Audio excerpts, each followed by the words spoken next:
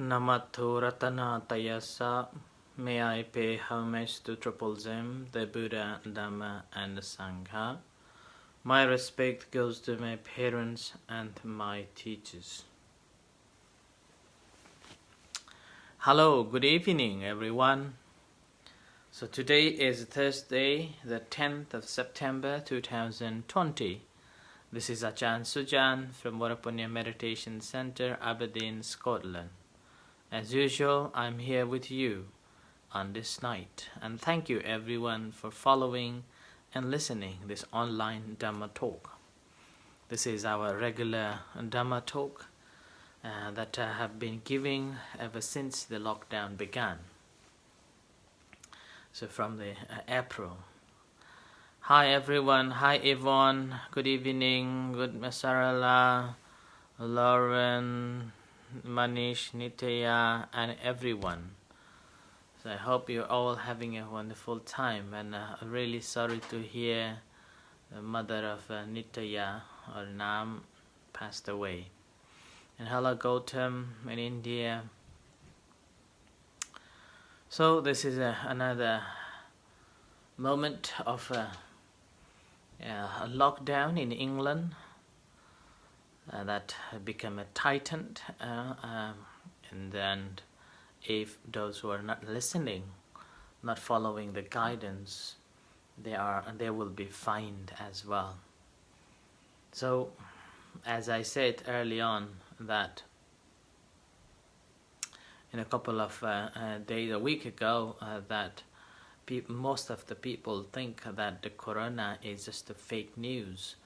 And I said that it is a fake until you got it. And this is what happened. About 2 weeks ago, there was a massive protest against these new rules and the wearing of masks and all these things. And then after that, now the spike gone up. Over 2,000 people got it. So this is a time to reflect and be mindful of it. That this is not a fake news, but we need to be mindful of living our lives more carefully, with a cautious. So this is another night. I will be focusing on the same theme of our topic, which is on the basis of the Eightfold and the first discourse of the Buddha, the Dhammacakkappavattana Sutta, which he gave to the 5 ascetics in Varanasi for the first time.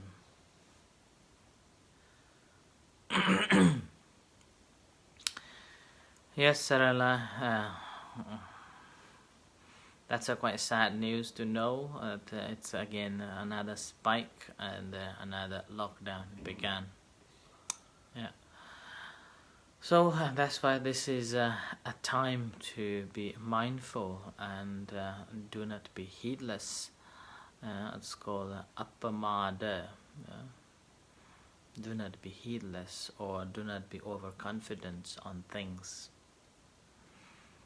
And this is what the Buddha's teachings is about, that live a mindful life and then be cautious about the things. On the first discourse, we can, if you are following every day, and you will understand that how important the first discourse is to live our healthy life and following the middle path rather than going into the two extremes of living against the truth. So, and then following of that, I've been explaining about the Four Noble Truths and Eightfold Noble Path. And within this Eightfold Noble Path, I've been speaking on the different aspects of it. And this has been a week now, talking on the right effort, which is the third factors of the Eightfold Noble Path in terms of the Sikha, the Sila, Samadhi, and Panya. This is the meditation, the Samadhi section. And the first in a samadhi section is Samma Vayama. And I've been talking about the Samma Vayama and the different aspects that the Buddha divided and divided it into 4 components. And so far I have explained the 3 initial components, and which is the prevention from any unwholesome evil or any unwholesome actions or thoughts that may come to invade, preventing from them to arising in us. And second is eliminating or abandoning any unwholesome thoughts or unwholesome actions that we normally have, or unwholesome behavior or bad behaviors that we have, should be abandoning. And the third is developing good things or positive things in terms of once we have given up the bad behaviors, so we need somewhere something to do, and that's the moment we're choosing to do good things.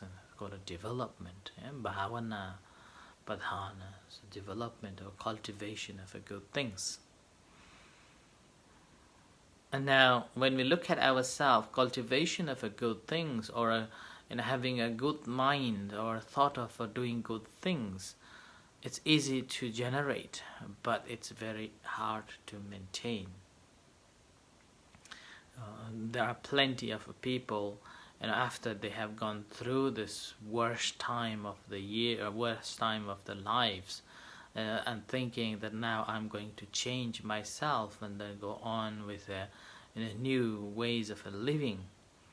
But after a couple of days or a week, they just again going back into the same square one, forgetting the new rules or the new forms of ways of the practices.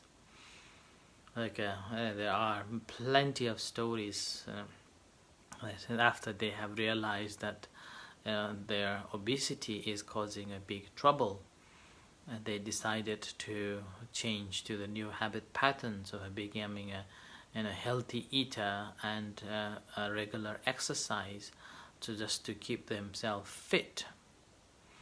But after a couple of days later, become bored and become lazy and cannot do it anymore. Same with the things like meditation. After having gone through a difficult time and come to contact with a meditation, and after doing for a couple of meditation, and then again feeling good and giving up, not taking or not meditating anymore.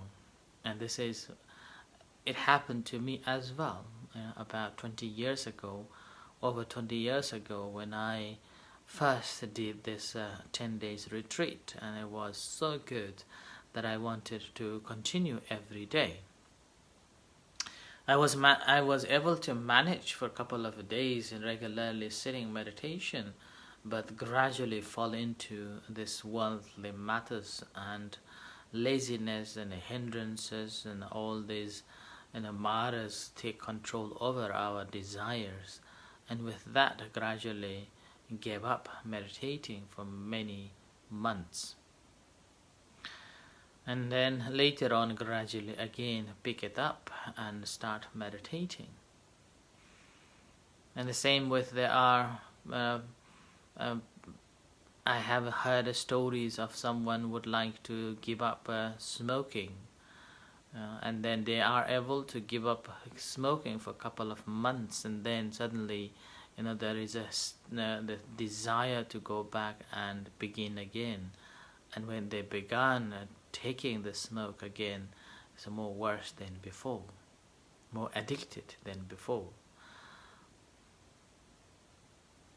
Similarly to the alcohol or coffees, people have said so many times that they would like to give up their old habits and move into the new habits, but again they are unable to continue that habit of a new habit, which is again technically we all know that that is beneficial.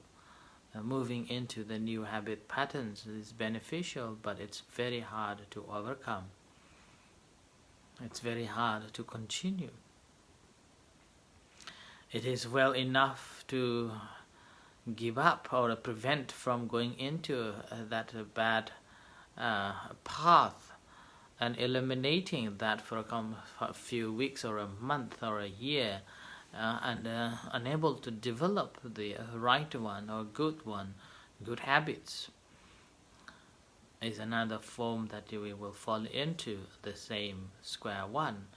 But again, sometimes with the help of professionals or with the help of good friends, we are in a state that, okay, now I need to do, and now you need to move on with the new things, new life, new ways, and we start doing it. But again, unable to continue.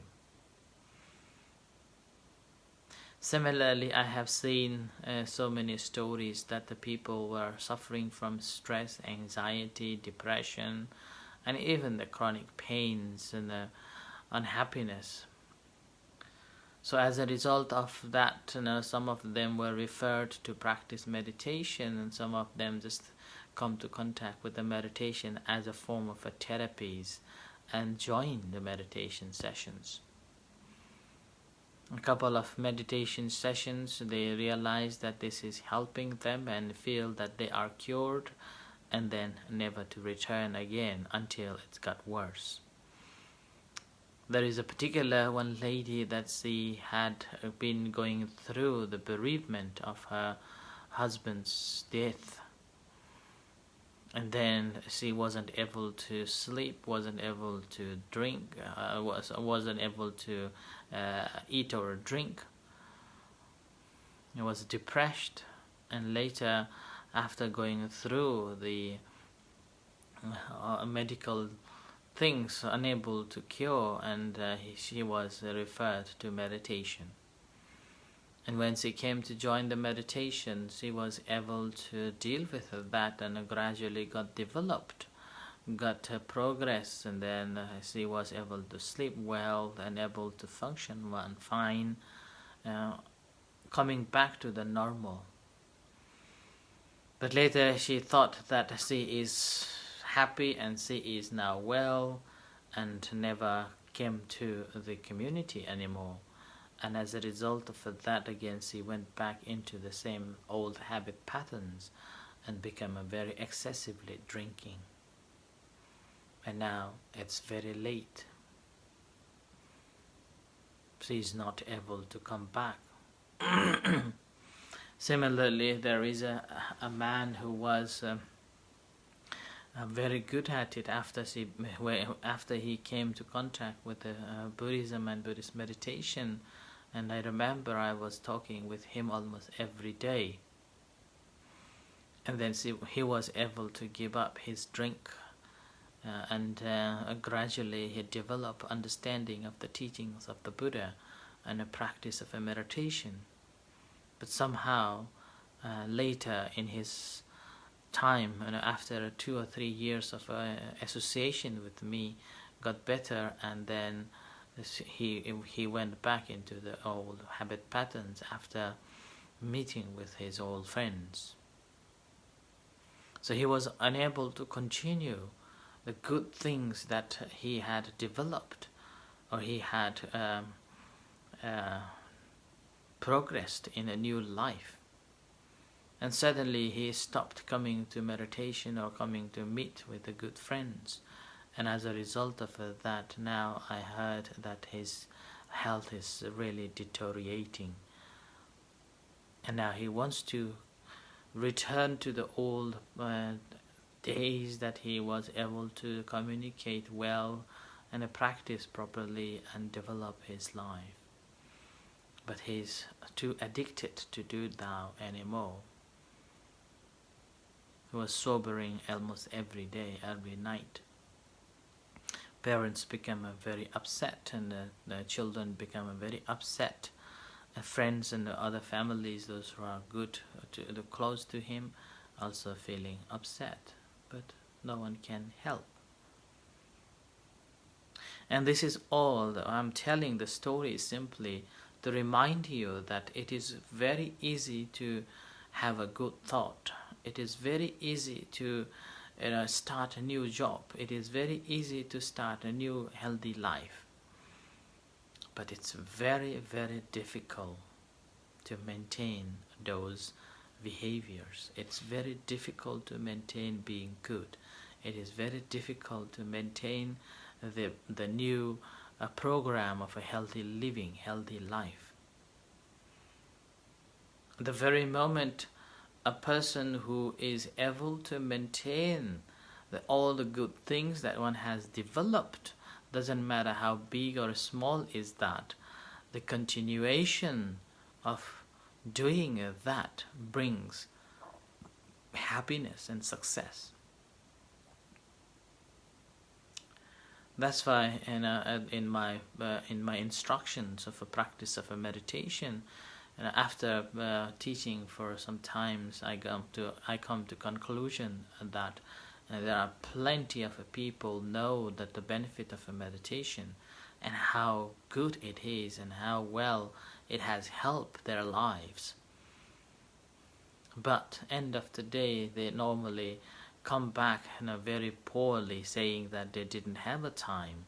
They didn't have a time to meditate, and then as a result of that, they feel the lack of it and unable to continue.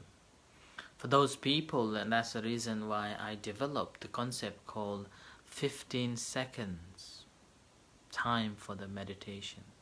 So 15 seconds before you come out from the bed, if you can maintain being mindful of this every day when you wake up, just 15 seconds spent for yourself. Feel the body, feel the duvet, feel the temperature, and watching and connecting within yourself. And then go into the toilet, whether you are brushing or cleaning your face or doing your business or having a shower. Again, before committing to do it, spend 15 seconds observing that, being mindful of that, what action you are going to take. And even the eating time, before eating, grumbling, putting into your mouth, spend 15 seconds of consciousness, and which is the reason why in Buddhist monks we have to practice called reflection on the food every day. And before eating a food, we reflect on that. Spending time before eating, it doesn't matter how delicious that is, doesn't matter how wonderful the food is, you still wait and recite the verses. And these little small actions, activities, if you can maintain, gradually it's become a nature. You become a habit.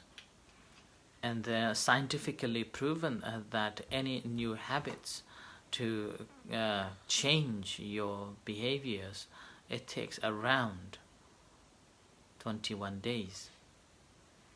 So any new good habits that you have developed and you want to continue it, try to do it for 21 days. It doesn't matter how big is that, small, but continue doing it, and gradually it's become a part of your daily life. That's why at the center again, ever since we established the center, there have been so many offerings and so many plans came to me saying we should be doing this in this way and in a grand way, we should be doing that in a grand way like that. And my standpoint always has been that I don't want to make it big. I don't want to be too serious, but I want to continue practicing, continue encouraging people to practice, even though small, even a half an hour. Just for a half an hour of a chanting and half an hour of a meditation. Even this, I have seen, I have experienced that people don't have time for this amount of time. And even this half an hour of a chanting and a meditation, sometimes I even find, even within the monks, finding difficult to do it. They become lazy because of the environment or because of the tiredness and things. So the continuity is the important. And as a result, at the center, I always emphasize that do small thing, but do it continuously, regularly. So regularity is the key. And in the practice as well, in the meditation, it is not that once a week you meditate a whole day is important. It gives you some form of a satisfaction, or it gives you some form of a support in the practice, or may get progress. The practice of a meditation, my encouragement to you all would be, do it little by little, but do always. Continuous practice is the key for the success. If you can continue practicing even 5 minutes a day, or even just 15 seconds, as I instructed, before coming out from the bed, or before you're doing anything, in a kitchen, in a toilet, or even a food.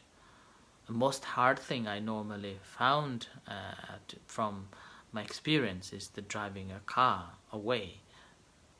Spending 15 seconds after you have started the car is a really, really long time.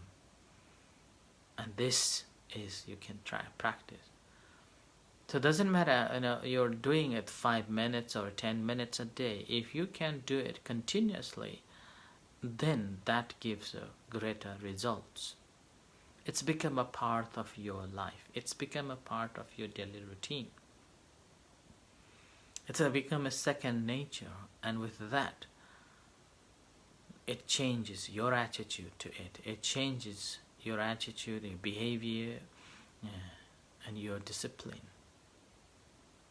So continuous practice, or continuity of the practice, is the key, and maintaining this continuation is what is called the anurakkhana padana, means the maintaining the good things that we have developed for the good and happiness of ourselves.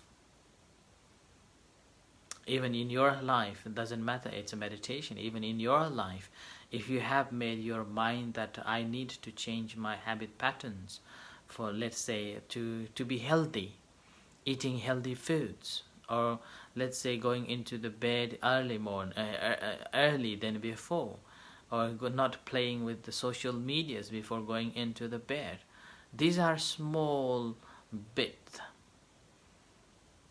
If you can change that and then continue doing it, definitely over the period of a time, you will see how grateful that you have done so, you are able to do so. Do not think that small things doesn't matter. If you look at the penny, each penny makes a pound, and each pound makes wealthier, richer. And a rich person will not neglect even a penny. That's why in the UK everything counts in the pennies.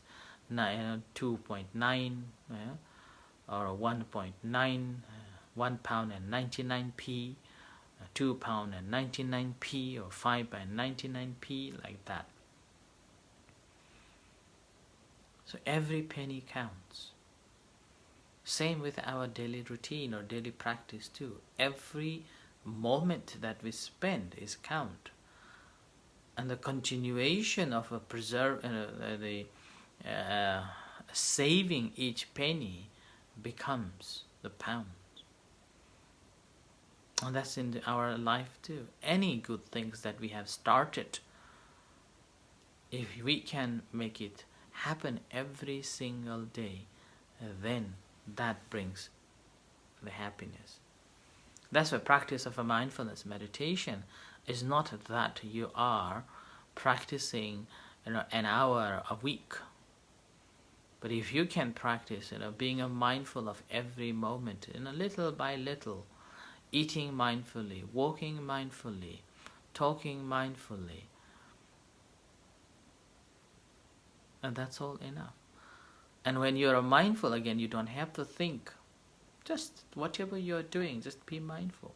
So bit by bit, it saves up. Similar to each drop of water fills the jar. The matter is that the drop should be continuous. Same with our life too. If we can continue what is good that we have cultivated, maintaining that, then obviously it brings fruit, happiness, peace of mind, successful in life. And this is the last factors of the right effort. The factor in this factor is maintaining any good things that you have cultivated or started. Never to give up, never to let go. Continue doing it. That's why when you are doing big things, you can do once in a while. But if you do small things but continue doing, it gives more and more satisfaction. So the last factors of the right effort is the anurakkhana padana, is the maintenance of good things that you have cultivated with heedlessly. Do not call overconfidence on the good things that you have cultivated, that this is good enough. But mindfully cultivating it again and again, doesn't matter how small that is. And eventually you will see the whole jar is full of that good things, and that brings happiness. So I offer this as tonight's reflection on this right effort, and there's the last session on this, and from tomorrow we'll be changing into a new topic if no questions or no concerns on this the right effort topic. So thank you everyone for listening and following. May the Buddha Dhamma Sangha bless you for your good wealth and health, and take care. In a few moments time we will have evening chanting and guided meditation, so invite you to come and join with us. Until then, good night and see you shortly. Take care, stay safe. Sadhu.